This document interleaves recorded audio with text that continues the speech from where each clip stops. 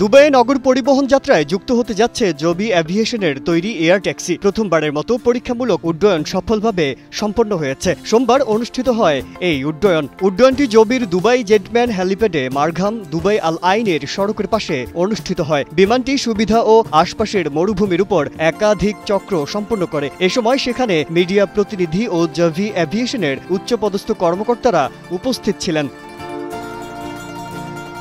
জবি aviation 2026 সালের মধ্যে air taxi পরিষেবা চালু করতে সম্মত হয়। প্রথম electric vertical take off and landing Dubai আন্তর্জাতিক বিমানবন্দরের কাছে নির্মাণের পরিকল্পনা করা হয়েছে।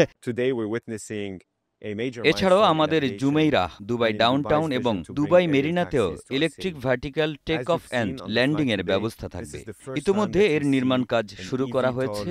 আশা করি এটি 2026 সালের শুরুর দিকে চালু করা সম্ভব হবে। এয়ার ট্যাক্সিটি বিভিন্ন পরিস্থিতিতে উড্ডয়নের জন্য প্রস্তুত এবং দুবাইয়ের আবহাওয়ার সঙ্গে মিল রেখে তৈরি করা।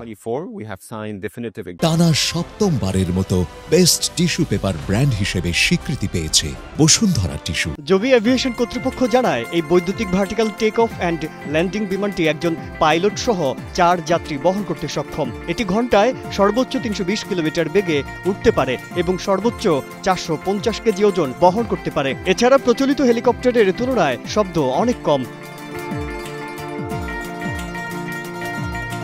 দুবাইয়ের ক্রাউন প্রিন্স শেখ হামদান বিন মোহাম্মদ বিন রশিদ আল মাকতুম, যিনি পরীক্ষামূলক উড্ডয়নে উপস্থিত ছিলেন, জানান এই ইভেন্টটি উদ্ভাবনী এবং পরিবেশ বান্ধব পরিবহন গ্রহণে দুবাই প্রতিশ্রুতিবদ্ধ। এই উদ্যোগটি সমন্বিত শহরে বিমান পরিবহন নেটওয়ার্ক চালুতে ভূমিকা রাখবে।